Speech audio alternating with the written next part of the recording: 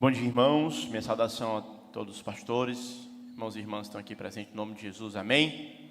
É uma alegria muito grande estar aqui com vocês para partilhar uma reflexão a respeito desse tema, que é um tema muito caro, e um tema com nome também bem bonito. Eu gosto de quem sugeriu. Estou feliz em estar aqui para partilhar. Eu queria dizer, no entanto, que eu não vou desenvolver a própria temática do Até que Sejamos Um, mas a própria temática da unidade, certo? E é isso, você que está tomando nota, gosta de dar título à reflexão, eu nomeei essa reflexão de a unidade da igreja centrada em Cristo. A unidade da igreja centrada em Cristo. O meu objetivo nessa manhã é olhar o texto de Filipenses, capítulo 1, verso 27 até o 2, versículo 11, e ver como Paulo exorta os filipenses a viver de uma maneira digna, lutando junto contra a oposição ao Evangelho, servindo uns aos outros em humildade e guiados pelo exemplo de Jesus. Vou repetir. Minha grande ideia do sermão, se você gosta de tomar as ideias homiléticas, é que Paulo exorta os Filipos, e por tabela o Espírito Santo exorta a nós a viver uma vida digna do Evangelho, se colocando contra a oposição e servindo uns aos outros em humildade, seguindo o exemplo de Jesus. Então convido você aí para Filipenses, capítulo 1, verso 27 em diante. E enquanto você chega lá, eu gostaria de tecer alguns comentários introdutórios para a nossa reflexão. Primeiro, a respeito da unidade. O Evangelho, na verdade, a primeira epístola de João, fala que Deus é amor. E por Deus ser amor, a gente sempre questiona que o amor é algo que sempre dá-se a outra pessoa. Sendo que nós cremos que o nosso Deus é autoexistente, houve uma época na eternidade passada onde ele simplesmente existiu sozinho. A pergunta então que se deve fazer é: a quem Deus amou quando não existia a igreja, ou quando Israel ainda não havia sido chamada para ser o povo especial do nosso Senhor? E a resposta que tradicionalmente os cristãos têm oferecido a essa pergunta é que ele amou a si mesmo, no desembocando a doutrina da Trindade. O Pai amou o Filho, e o amor com que o Pai amou o Filho é o Espírito Santo. Então, a própria relação intratrinitária, ela é quem fundamenta toda a base de unidade que vai ser desenvolvida no povo de Deus em qualquer época que este já existiu. A unidade não é somente uma resposta que nós damos ao Evangelho, mas ela é, antes de tudo, uma essência do Deus Trino. Pai, Filho e Espírito, em harmonia, em unidade, amam-se perpetuamente e eternamente. Por conta disso, então, nós refletimos esse amor intratrinitário. Esse amor transborda, e então Deus cria o mundo. E aí, quando Deus cria o mundo, ele elege Adão como representante, e à medida que Adão vai exercendo a função que Deus estabeleceu para que ele fizesse, o Senhor emite um juízo de valor a Adão. Ele olha e diz: não é bom que o homem esteja só. Geralmente nós aplicamos essa afirmação, esse juízo de valor que Deus faz a respeito da realidade de Adão ao contexto do casamento. Mas eu creio que nós podemos expandir essa percepção para pensar sobre humanidade. Não é bom que o homem, enquanto humano, esteja só. E aí Deus faz isso com base em si mesmo. Porque quando Deus olha para si, ele percebe o quanto o relacionamento intratrinitário é perfeito, o quanto Deus desfruta de si mesmo. E, portanto, ele deseja que nós desfrutemos uns dos outros em comunhão perfeita, e aí ele estabelece. Mas já na Gênesis do homem e sua criação, nós podemos perceber uma coisa muito interessante a respeito da unidade. A unidade não tem sempre a ver com homogeneidade. Deus cria um par para o homem, que é igualmente humano, igualmente valoroso, no entanto é funcionalmente distinto. E nós vamos perceber que para compreender o plano de Deus para a unidade, nós não podemos desconsiderar o aspecto da unidade, mas também não podemos desconsiderar o aspecto da diversidade. Existe uma unidade que é desenvolvida em torno de uma diversidade.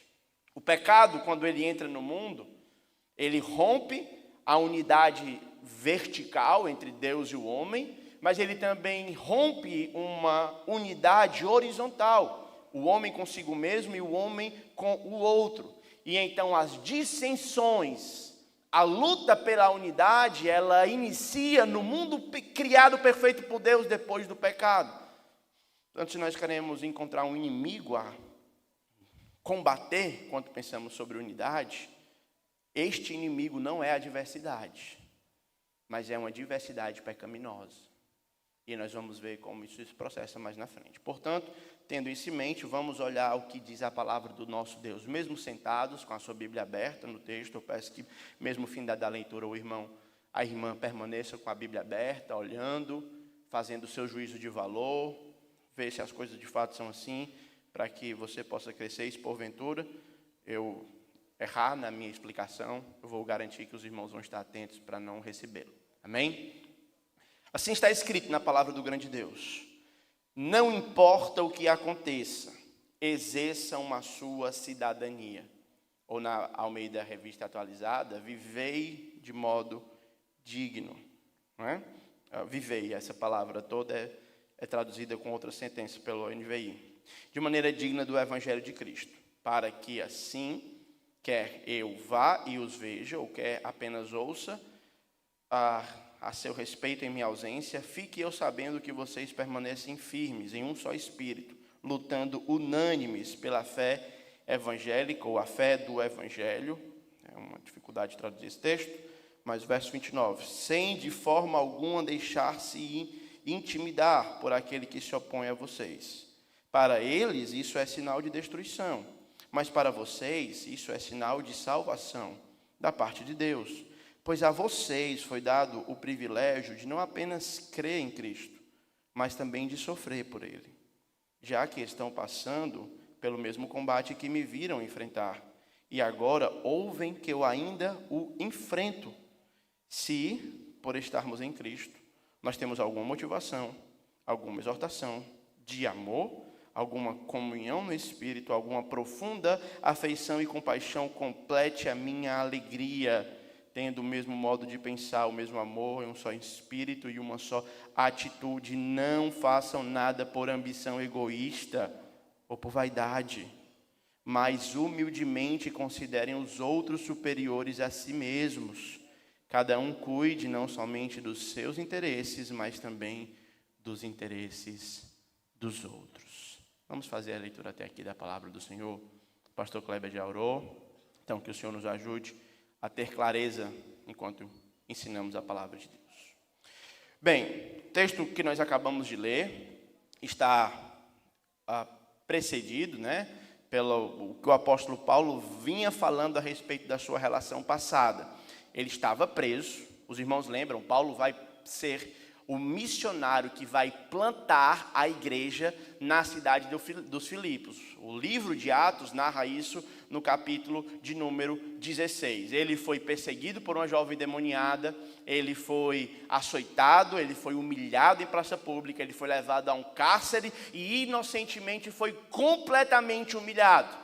É natural que pessoas que passem por situações como as que o apóstolo Paulo sofreu em Atos 16, elas se sintam vitimizadas. E um pastor, sobretudo, um plantador de igreja, enquanto ele olha para o seu passado e vê quanta dor ele já passou, e estando preso, como Paulo estava, na sua primeira prisão, em Roma, era natural que a igreja olhasse para ele e dissesse assim: tadinho do nosso pastor, tadinho de Paulo. Ele tem sido fiel em sua pregação, ele tem sido alguém que tem tido zelo no seu ministério, no entanto, ele está preso. No entanto, Paulo, ele vai escrever no capítulo 12, no versículo 12 do capítulo 1 de Filipenses, para dizer: olha, irmãos, eu quero que vocês saibam de uma coisa, aquilo que me aconteceu contribuiu para o progresso do Evangelho. Em outras palavras, Paulo está dizendo que não se importa se vai precisar ter cicatrizes. Ele não se importa se vai ser preso injustamente. Ele não se importa se vai precisar levar paulada nas costas. Na cabeça de Paulo, aquilo que ele mais deseja não é conforto. Aquilo que ele mais deseja é o avanço do evangelho. Ainda que isso cause dores, seja ela de natureza emocional, como ele foi escorraçado em Atenas, seja dores de natureza física, como as que nós acabamos de descrever, sejam batalhas espirituais, como a que ele trava com o demônio que estava possuindo aquela jovem. Ele diz: eu não me importo com o meu conforto, eu quero me desgastar por isso. E eu quero que vocês saibam, não tenham pena de mim. Olhem antes não para as minhas dores, não para as minhas cicatrizes. Olhem antes para o que essas cicatrizes fez na mão de Deus. O evangelho avançou. E se Deus, para alcançar alguém na cela, precisasse prender a mim e a você injustamente, será que nós teríamos a disponibilidade para fazer isso? Paulo, ele olha para o seu passado de uma perspectiva do evangelho. Eu estou dizendo isso, irmãos, porque uma das coisas que fere a nossa unidade é como você enxerga o seu passado. Eu tenho o privilégio de não ter, nunca na minha vida, ter tido um outro emprego. Eu sempre, desde os meus 17 anos, desde quando eu saí de casa, a minha função, o trabalho, a forma como eu gasto todos os meus dias é relacionada à igreja. Eu vivo da igreja, eu vivo para a igreja, eu vivo pela igreja. E assim como todos os irmãos, eu posso falar que eu sei como a igreja nos machuca. E a forma como você olha para as feridas que a igreja causou no seu passado, ela é fundamental.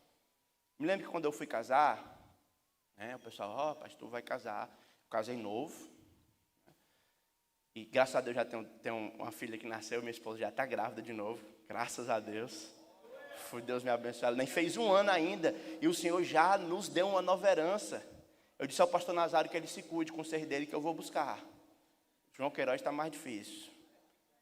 Mas o pastor Nazário eu acho que é factível. Só tem que orar pela minha esposa. Então eu olho para a minha vida esse tempo todo. E quando eu fui casar, a irmã disse assim: ei, tu sabia que mulher não come página de Bíblia? Tu não quer trabalhar, quer viver só disso? Eu senti uma dor naquilo. E eu vou dizer para os irmãos que as coisas mais bonitas que alguém já fez para mim foi a igreja. As maiores demonstrações do amor de Deus na minha vida veio do povo de Deus. Cristo usando o seu povo. E quando eu olho para o meu passado, eu consigo ver isso muito claramente. No entanto, eu sei que o mundo é caído e que o pecado toma conta do coração do povo, porque quando eu olho para a minha vida também, as piores coisas que alguém fez para mim, também foi pela igreja. As coisas mais difíceis, a que mais me fizeram chorar, as dores mais profundas, também foi a igreja que me causou. Agora, eu tenho como olhar para o meu passado e ver essas duas coisas em perspectiva. Cabe a mim escolher as quais eu irei me apegar. Paulo não olha para o passado dele e diz assim: eu não quero saber de vocês não. Vocês não fizeram nada por mim quando eu estava lá na prisão. A mulher endemoniada estava enchendo o saco, não tinha um diácono para afastar. Era só trabalho. Ele diz: eu quero que vocês saibam que as coisas que me aconteceram contribuíram para o progresso do evangelho. Talvez há pastores que, para voltar a viver uma vida de unidade, para que possam clamar do fundo do coração até que sejamos um, precisam olhar para o passado e sarar das feridas que a igreja fez. Eu não estou dizendo que não doeu, eu não estou dizendo que a cicatriz não está lá. O que eu estou dizendo é que você pode, à luz de Cristo, ressignificar o fato doloroso do seu passado e ver como essa cicatriz, ela deu graça para aquelas pessoas. Como Deus foi engrandecido por causa do seu choro e da sua dor. Eu creio que é assim que Deus trabalha. Mas Paulo, ele também olha para o futuro e diz: irmãos, é o seguinte, eu estou aqui, eu posso ficar e morrer, eu posso sair e continuar. Não me importa. Eu não vou perder de jeito nenhum. Cristo será engrandecido pela minha vida e pela morte. A gente só conta testemunho, né? Eu estava brincando esses dias com os irmãos, que quando a gente sai, o ladrão tira a arma, bota a arma, aponta a arma para a nossa cara, atira, a arma bate catolé, aí ele vai dar o testemunho dizendo que Deus me livrou. No entanto, eu imaginei todos os cenários. Ele sai, não é assaltado. Deus livrou. Amém? Ele sai, tem o catolé, Deus livrou. Ele sai, leva o tiro na cabeça, não morre, Deus livrou. Ele sai, leva o tiro na cabeça e morre. Ele foi livrado também. Eu quero saber onde é que um crente perde. Me explique. Me mostre uma situação como essa, que um servo de Deus que ama Jesus, ele sai perdendo. Tem alguma? Eu consegui mapear esses quatro. Se você consegue ver outros, depois você me ajude, que eu estou com Paulo. Viver é Cristo e morrer é lucro. Bem, agora entrando no nosso texto. Primeira coisa que a gente vai ver é o verso 27. Isso foi para dar um contexto, eu vou começar a pregar agora. Verso 27. Não importa o que aconteça, exerça a sua cidadania. Paulo, ele inicia essa sessão lembrando que os crentes não devem professar a sua fé apenas com os lábios, mas devem expressá-la com a sua vida. O coração do ministério, então, é aquilo que o ministro faz com essa mensagem, como ele se relaciona com o evangelho. Ele não somente prega o evangelho, ele não somente estuda o evangelho, mas ele materializa o evangelho com a sua vida. E é interessante a palavra que o apóstolo Paulo usou aqui. Então, uma coisa, e eu me sinto à vontade para falar isso entre os pastores, né, que geralmente a gente não era uma coisa que daria para falar no domingo, mas aqui entre os pastores dá para a gente puxar aprofundar um pouquinho mais. Então a gente percebe paradigmas semânticos. O que é isso? Quando ele vai utilizar uma palavra em recorrência. Toda vida que Paulo vai utilizar, vivam de modo digno, ele usa o quê? Peripatel, que é a ideia de andar. Isso é em Efésios capítulo 4:1, Colossenses 1:9, a fim de viver de modo digno.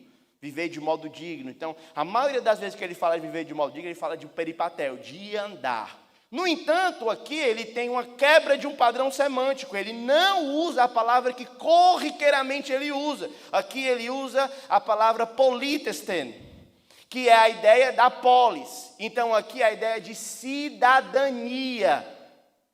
Tanto é que algumas versões, como a NVI, que eu achei que foi a que melhor captou a tradução desse versículo, vai dizer: não importa o que aconteça, exerça a sua cidadania. Observe que uma das regras da interpretação é o contexto. Eu tenho que saber quem está escrevendo e para quem está escrevendo. O que é que nós sabemos sobre Filipos? Filipos era uma colônia romana. E como tal, distinta de todas as cidades, ela tinha o orgulho de ser considerada como Roma. Alguém chegaria em Filipos, pisaria os pés em Filipos e automaticamente lembraria de quê? De Roma. Por isso, então, aqueles cidadãos de Filipos, eles estavam orgulhosos por serem cidadãos romanos. No entanto, Paulo vai falar assim, está vendo esse orgulho que vocês têm por apresentar e introduzir Roma? Façam isso para o evangelho. E agora façam com que essa igreja que aqui se reúne, ela possa ser uma representação, uma espécie de arquétipo, aquilo que antecipa o céu.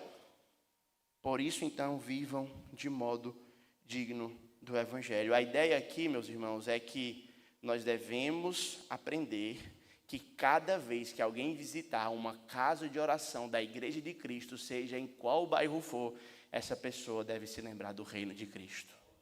Ela deve se lembrar que ali se reúnem cidadãos do céu. Da mesma forma que quando alguém pisava em Filipos, lembrava-se de Roma. Da mesma forma que quando alguém adentrar em nossas reuniões, ela deve ficar espantada com o tipo de amor que emana daquela comunidade repleta de homens e mulheres tão distintos.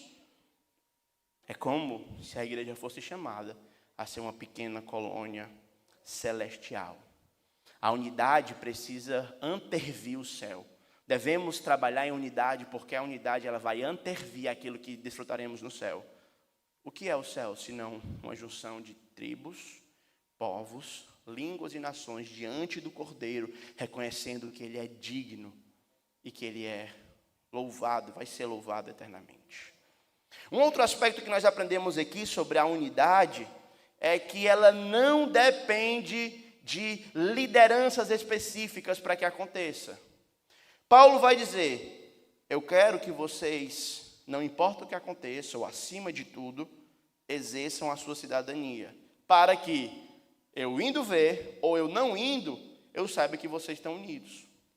Então, geralmente, os ajuntamentos, todos eles são em torno de uma pessoa, né, ou de lideranças chaves. O que Paulo está dizendo é o seguinte: eu plantei essa igreja, eu treinei os seus líderes, eu sou um apóstolo com autoridade específica que Cristo me deu, mas eu não quero que vocês esperem por mim para serem unidos. Se vocês quiserem serem um, vocês só precisam de uma pessoa, é Cristo.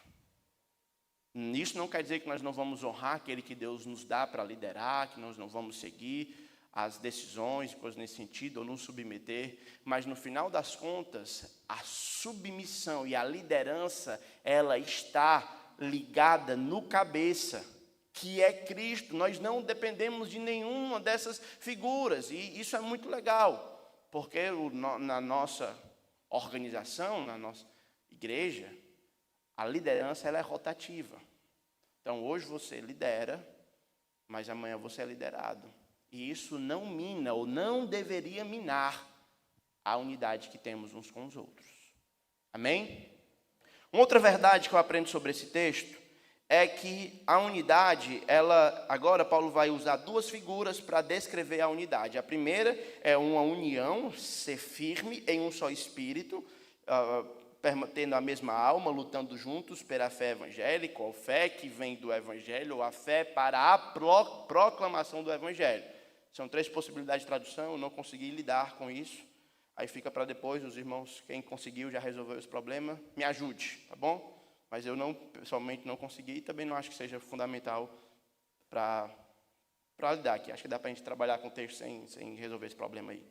Então, as duas figuras são uma do soldado e a outra do atleta. O soldado, a ideia aqui é que eles precisam, é um campo militar, e no militariado, eu não posso falar disso, no mundo, né, relacionado a guerras, eles precisam ser muito unidos uns com os outros. Então, você precisa que o cara da linha de frente confie em quem está fazendo a retaguarda, para que todos estejam atacando um único inimigo. E o atleta também, esse eu posso falar mais um pouco, embora não pareça, pelo meu físico, mas eu tenho um histórico de atleta. Então, a gente depende. Eu participei, a minha vida, a adolescência, antes de eu entrar no ministério, era jogando futebol. Aqueles que ouviram meu testemunho sabem mais ou menos como era. Então, você é totalmente dependente. Eu joguei com muitos craques. Camisa 10, assim, que resolvia a parada.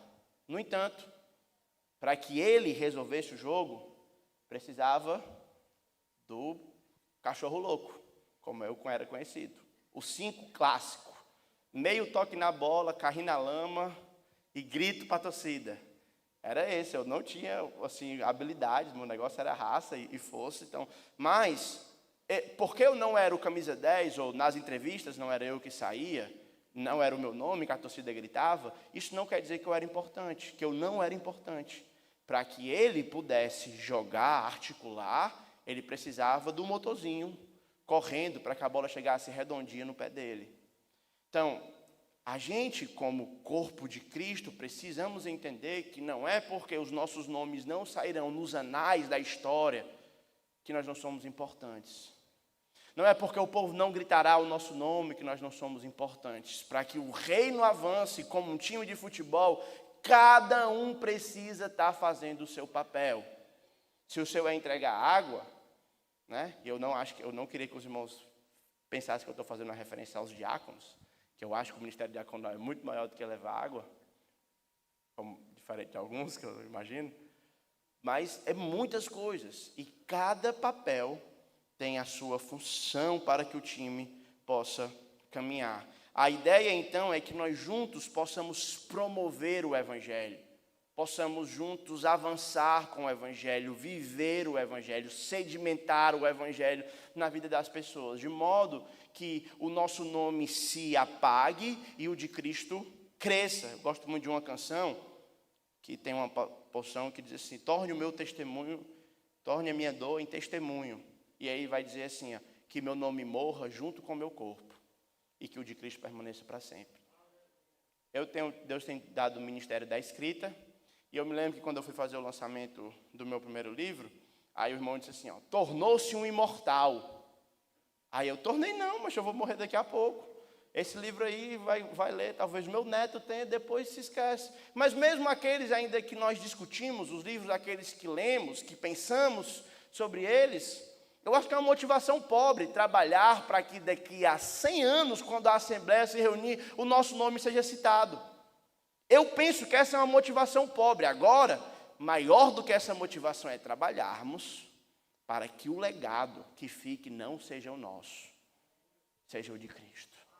E que talvez daqui a 100 anos o nosso nome nem seja lembrado, mas Cristo continue sendo exaltado, sendo pregado, sendo glorificado, sendo ensinado e avançando a cada lugar. Eu fui pregar num evento desse que os irmãos convidaram, aqueles no caminhão, que não dá nem para ver o final, que o pessoal aqui faz muito bem feito. Aí eu terminei de pregar, e aí tinha uma senhorinha assim, né? Eu estava lá, conversando com o pessoal, aí a irmã chegou para mim assim: Pai do Senhor, irmão, Pai do Senhor, irmã. Aí ela: e aí, o que é que você achou do culto? Eu: gostei. E a senhora? Aí ela: gostei da pregação. Aí eu: vixe, rapaz, agora ela vai me elogiar. Aí ela disse: foi? Foi mesmo, a senhora gostou? Foi. Eu só não lembro quem foi que pregou, meu filho, mas eu gostei muito da pregação. Ela nem sabia que era eu que tinha pregado. Eu gostei demais. Eu disse: Senhor, eu queria que fosse assim toda a vida. Que o texto que está diante de nós, que as pessoas abrem, olham, lê o texto, elas se esquecem.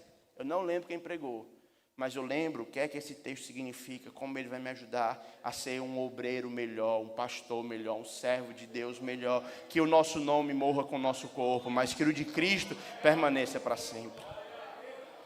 O versículo 28, então, vai dizer que a unidade, ela fortalece para tirar as nossas covardias individuais.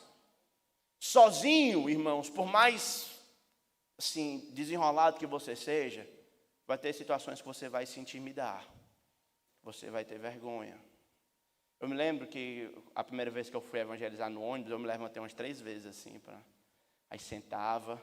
Mas outras vezes que eu fui com os meus amigos, eu parece que sentia mais. Eles estavam lá e disse: vai dar certo. Aí, pessoal, bom dia, me dê 1 minuto da sua atenção, prometo que eu não vou lhe vender nada. O pessoal já olhava e aí a gente tinha a possibilidade de poder falar de Jesus. Parece que quando nós estamos reunidos, nós temos a nossa ousadia desabrochada, né? E aí nós devemos canalizar ela para fazer isso de modo bem. Agora, nós precisamos uns dos outros para não sermos covardes. Certo? Eu naturalmente sou mole. Eu morro de medo, assim, de, às vezes, pregar ambientes, avião, tem os ministérios no Instituto Federal, FC, US, esses ambientes assim que são mais reconhecidamente públicos como avesso ao Evangelho. Então, quando a gente vai pregar lá, geralmente eu ficava. Agora, graças a Deus, Deus tem deixado de fazer um covarde, tem me ajudado a crescer nessa área, mas muito por conta dos irmãos que têm orado, E Paulo vai dizer: olha, não se deixem intimidar, façam isso e vocês vão ter força. Uma das coisas que eu mais louvo a Deus pela nossa parceria com o pessoal do Sul é que isso vai tirar de nós o acanho que sempre foi comum ao nosso povo. Nós sempre pensamos em Igreja de Cristo dessa perspectiva. Então, era uma coisa que me doía. Porque eu ia abrir os cursos de teologia, né? O pessoal dizia assim: rapaz, não, a gente não precisa de curso assim, não. Estudar a palavra de Deus profundamente, saber análise. Não, eu vou trabalhar no povo lá no sertão, o povo sabe nem ler direito, é um povo simples. Que pensamento miserável! Eles são simples, mas eles merecem ouvir o melhor. Eles são simples, mas eles merecem ouvir um pastor que abre e saiba explicar para ele trindade, cristologia, escatologia, e não furte a eles o direito de conhecer profundamente a palavra de Deus. Não é porque eles são simples que eles não são dignos. O meu primeiro ministério, irmãos, foi numa zona rural, que a igreja tinha 15 pessoas que não sabiam, eram 20 membros, 15 não sabiam ler. E os que sabiam não ficavam acordados no culto. Eram jovens, né? Então. Mas eu não usei disso para, não, aqui eu vou vou ler aqui o texto aqui, falar 2, 3 coisinhas e vou me embora. Não, eu achava que eu precisava me esforçar mais para estudar o texto mais, porque aquele povo vai precisar de maior clareza. E a clareza é um exercício, não é fácil ser claro. Você precisa de sedimentar a ideia, você sabe selecionar o que é importante. E eu acho que esses irmãos vindo para cá vai nos ajudar a expandir a nossa mentalidade. Porque sempre quando nós falamos, não, a igreja de Cristo não dá para ser, não, pai, dá. E os irmãos, eu espero que eles empurrem a gente nisso. E a gente empurre eles também. A gente vai nesse aspecto de mutualidade, crescendo junto. Certo? Ele vai dizer que essa forma, esse trabalho, essa luta unânime que nós temos pelo Evangelho, ela é um sinal.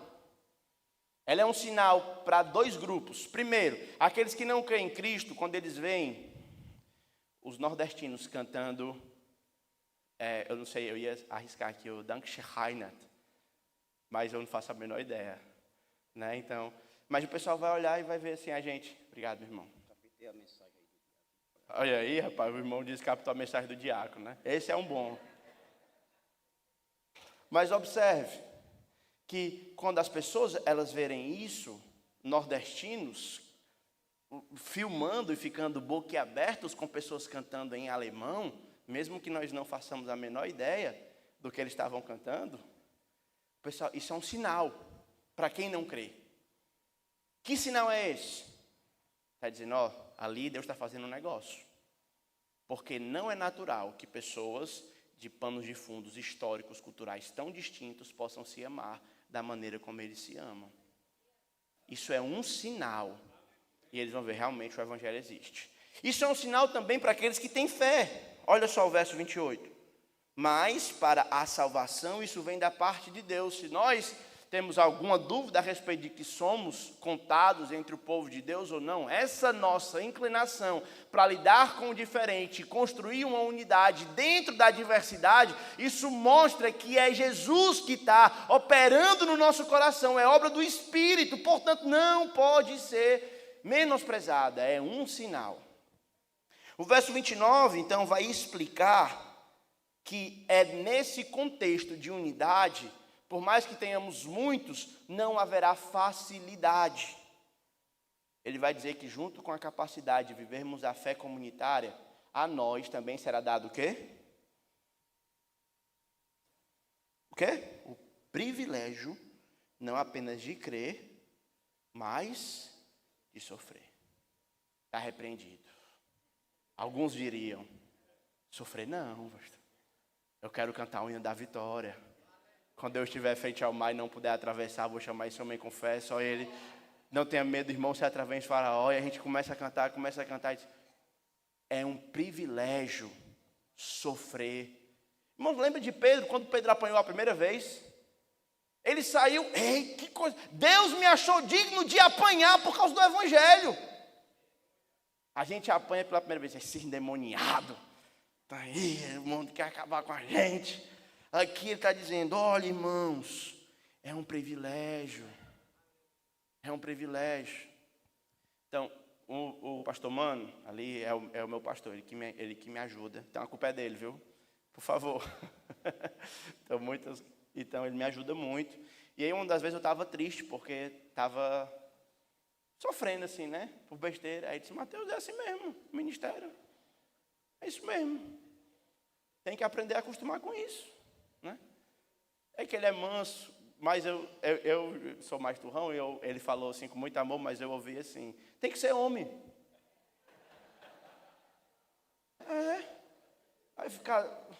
Aí na minha cabeça eu pensei, né? História da igreja, o povo apanhava. Aí a gente chora porque os irmãos falam mal da gente. A gente é mole, viu, irmãos? Eu sou um dos mais moles aqui no meio de vocês. Mas a gente precisa lembrar que é um privilégio sofrer em unidade. É um privilégio participar de sofrimentos, injúrias, dificuldades com outros homens que ombreiam a obra conosco. É um privilégio entrar na prisão e poder cantar com o nosso companheiro de ministério, mesmo que tenhamos sido presos injustamente. A unidade vai nos dar força e alegria para lidar com o sofrimento. Por isso que nós devemos também cultivar fortes amizades pastorais. Aí ele vai então entrar no capítulo 2, falando E Paulo, no versículo 30, ele vai só dizer, reafirmar o combate que os irmãos estão passando, e o mesmo combate que ele está ainda encorajando eles nisso. Eu poderia explicar mais alguma coisa, mas eu quero entrar logo no capítulo 2, para a gente avançar também. Como é que está aqui o horário? Tá bom, então... Era para me terminar às 10, mas o pastor Márcio me deu mais 40 minutos. Tá? Estou brincando. Não vou me alongar, não. Se por estarmos em Cristo temos alguma motivação, alguma exortação de amor, alguma comunhão no Espírito, alguma profunda afeição e compaixão, complete a minha alegria. O que ele está querendo dizer então? Irmãos, eu estou vendo. Vocês deram testemunho, frutificaram o Evangelho está brotando, é natural. Eu entro na igreja e lembro que tem o Evangelho, eu lembro que tem o amor, eu lembro que tem comunhão do Espírito, mas não é porque Deus já está fazendo algo em nós que a obra está completa, ainda há questões que podem ser melhoradas. Isso Paulo está falando de Filipos, plantada por ele. Isso me lembra que igreja perfeita não existe. E se ela existir, irmão, vamos combinar de nós tudinho ficar longe dela para não atrapalhar eles lá, né? Não existe. Certo? Eu estou fazendo essas gracinhas que a gente está aqui no teatro, né? Aproveitando esse lado artístico que tem desaflorado nos pastores. Todo pastor tem aproveitado para fazer. Eu não poderia ficar de fora, ainda mais sendo cearense, né? Então, Paulo vai dizer, complete a minha alegria. Como é que a alegria de Paulo poderia ser completa? Quando os irmãos nutrissem o mesmo modo de pensar. E aqui o mesmo modo de pensar, mais uma vez, não tem a ver com homogeneidade absoluta. Sempre todos, vestindo do mesmo jeito, pregando do mesmo jeito, crendo em tudo, até na última vírgula igual, mas tem a ver com aqueles núcleos centrais da fé. Aquelas coisas que não podem ser negociadas. Ele está dizendo, completem a minha alegria. Verso 3, ele vai dizer, nada faça por ambição egoísta, nem por vaidade. Ambição egoísta é aquilo que eu faço para o outro, pensando no meu próprio benefício. Tem uma história que eu uso para ilustrar, que aconteceu no Dia dos Namorados. Então, eu não sou uma pessoa naturalmente romântica com a minha esposa, é uma coisa que eu estou trabalhando no meu caráter. Mas nesse dia, eu saí da aula mais cedo, e era Dia dos Namorados. Hoje eu vou surpreender a irmã Keis. Passei na Cacau Show, tinha acabado de receber as horas-aulas, né? Aí, me deu uma cesta boa aí. Me deu uma cesta boa, eu quero uma boa. Ela me deu a cesta boa. Cheguei em casa, irmãos, todo altivo. Cabeça posta sobre os ombros, andando devagar, no calcanhar. Boa tarde, minha filha. Aí ela saiu do banheiro, assim, com a toalha amarrada aqui na cabeça e a outra aqui, né? Boa tarde, eu disse, minha filha, feliz Dia dos Namorados. Ela pegou a cesta de chocolate e disse, obrigado. Deu um beijinho, botou em cima da mesa e saiu, foi para o quarto. Aí eu, como é? Não, está errado. É por isso que eu não sou romântico. É por isso que eu não lhe dou as coisas. Eu faço um esforço grande para comprar um presente bom para você e você me recebe dessa forma. Eu disse, eu agradeci, ele deu um beijo, eu não entendo o que é que você gostaria que eu fizesse. Aí eu comecei a arguir com ela e argumentar. Ela disse assim, me diz uma coisa, você deu presente para mim ou para você? Aí eu entendi. Eu não havia presenteado ela, eu havia me presenteado. Eu queria, com aquele benefício que eu estava dando a ela, ser reconhecido, comprar o amor dela e outras cositas más. Eu não fui altruísta, eu não a amei, eu me amei, eu agi por ambição egoísta. Observe que mesmo coisas boas podem ser corrompidas pelo nosso coração contrário ao de Cristo, porque nós nos amamos mais do que o normal. Nós somos, irmãos, todos contaminados pelo vírus do narcisismo. Os irmãos lembram do mito de Narciso? Eu vou contar aqui brevemente. Narciso nasceu, um jovem muito bonito, forte, lutador de jiu-jitsu, não de Muay Thai, viu? Aí, as moças todas, por onde ele passava, se encantavam com Narciso. E aí, um dia, uma mulher chegou para ele, uma moça, disse, Narciso, eu estou apaixonado por você, eu quero me casar com você. Ele disse, você não é digna de ter a minha beleza, eu não quero casar com você. E aí, ela soltou uma praga para Narciso. Nota de rodapé, irmãos, praga, por favor, a gente é crente, tá bom? Isso aqui é só uma história fictícia, tá? Só uma nota de rodapé. Ela soltou, diz assim: eu desejo que você tenha uma paixão tão forte, que você um dia morra dessa paixão. Aí Narciso saiu. E ele, como um caçador, ele ia se ajoelhar para beber água. E toda vida que ele se ajoelhava para beber água, que pegava a mão, o que é que ele via? Ele via ele mesmo. Até que ele começou a se apaixonar tanto por ele mesmo, que ele passou a não sair mais da beira do rio. Ele ficava na beira do rio, até um dia que ele estava tão desejoso de ter ele mesmo, que ele começou a entrar no rio para poder se encontrar. E mergulhou e morreu afogado. E morreu por se amar demais. Aí um dia, estava uma pessoa passando, e as árvores do bosque, onde o rio de Narciso ficava, estavam chorando. E alguém perguntou: por que chora tu, ó pobre árvore? E a árvore disse: eu choro a partida de Narciso. O rio dizia: eu choro a partida de Narciso. Aí a árvore disse para o rio, né? Melhor dizendo: não sabia que Narciso não vinha para te ver? O que Narciso vinha quando chegava na borda do rio, na beira do rio, no aceiro ali do rio, ele queria simplesmente se ver. Aí o rio disse: eu sei, mas quando Narciso se abaixava para se ver em mim, eu me via no olho de Narciso. O rio também era narcisista.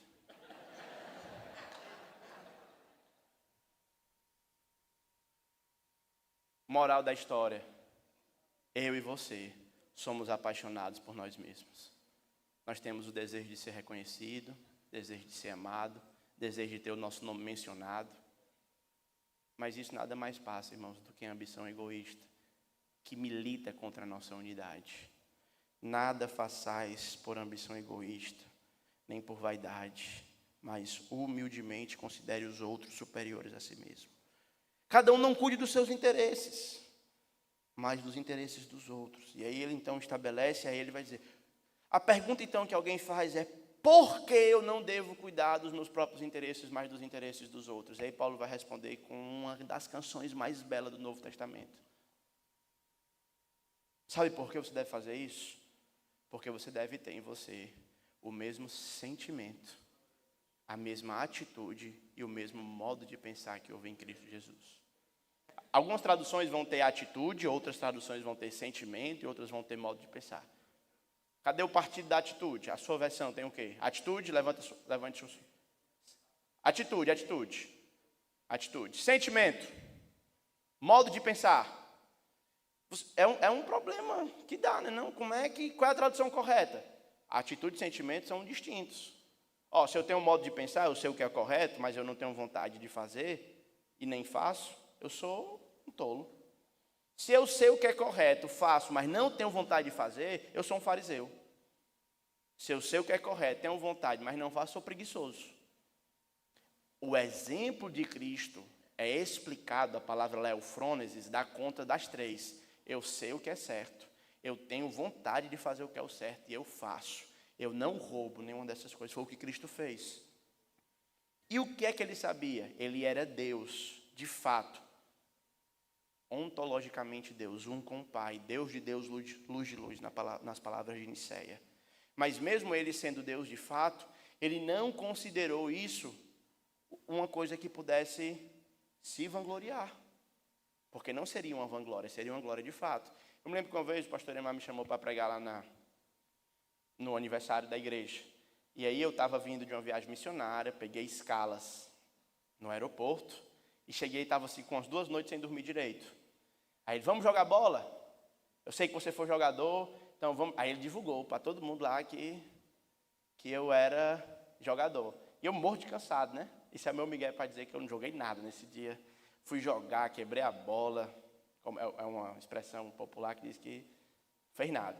Aí os irmãos lá da igreja: ei, pastor Emar, o senhor disse que ele aí bota o homem para pregar mesmo, que em bola não dá para ele não. Aí começaram a tirar onda comigo, né? Aí eu fui, peguei meu celular: não, mas é sério, eu fui jogador mesmo, tá aqui, eu tenho foto, ó. Tá aqui, eu fui mostrar foto, vídeo. Por quê? Porque a gente é apaixonado por aprovação dos outros. Eu sabia que eu tinha sido jogador, podia simplesmente ficar calado.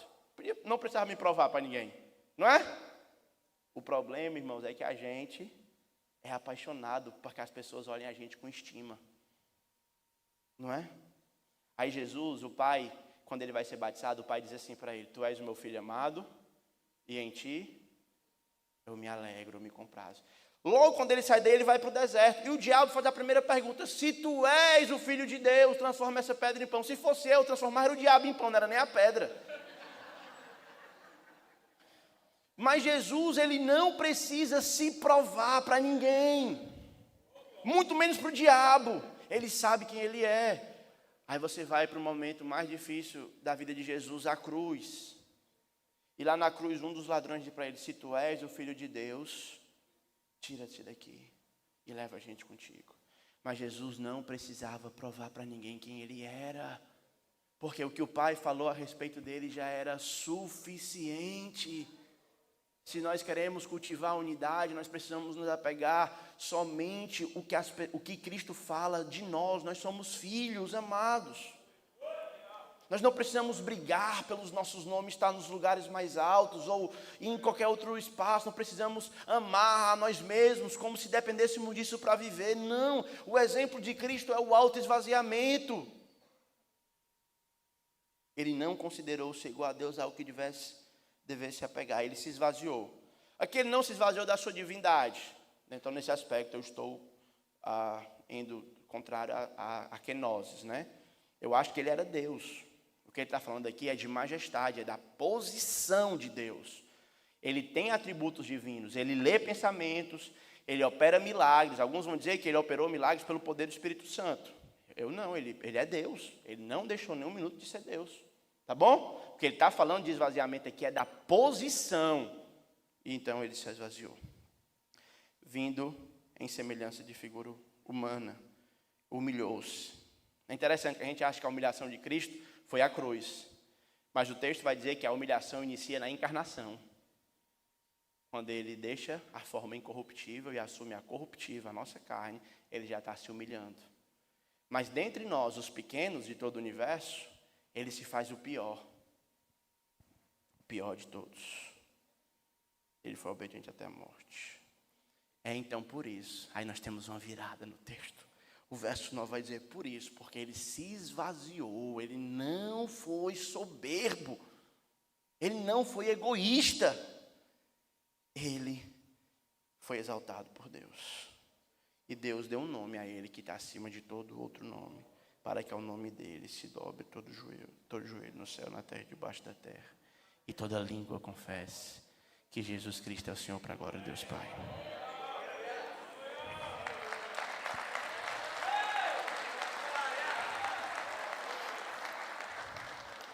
Eu finalizo esse breve comentário aqui do texto, essa exposição, lembrando que é o pecado